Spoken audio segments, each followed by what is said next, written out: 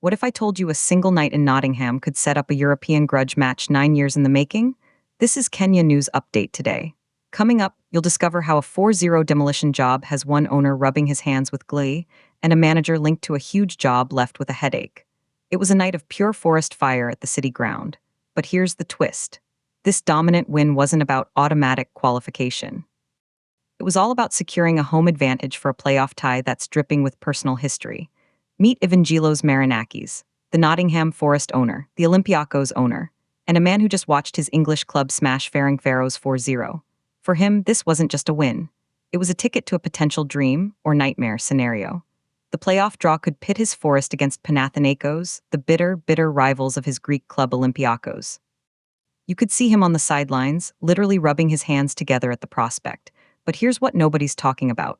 The man in the other dugout, Robbie Keane, the Irish legend, the man tipped to be the next Tottenham manager. He made a bold pre-match vow to attack, and for 6 minutes it worked. His Ferencvaros side rattled the post. But then, the collapse, and it started with a moment of pure, unadulterated misfortune. In the 17th minute, a Ryan Yates cross was turned into his own net by the hapless Bence Otvos. 4 minutes later, disaster struck again. Yates won another tackle, slipped in Igor Jesus, and the Brazilian guided a neat finish home. 2 goals in 4 minutes. The air went out of Ferencvaros. But here's the part that will blow your mind. They hit the woodwork not once but twice more. They could have been level. Instead, they were staring down the barrel. The second half was a Forest siege. Yates had a shot saved. Jesus flashed a header wide. Nicholas Domings hit the post. And then in the 55th minute, the killer blow, Jesus latched onto a ball over the top and powered home his second. A brace for the Brazilian, a nightmare for Keane. The visitors even rattled the crossbar again through Bam Idol Yusuf. But the final insult came at the death. That man Otvos, the own goal scorer, tripped Dan Endoy in the box. James McAddy stepped up and stroked home the penalty. 4-0.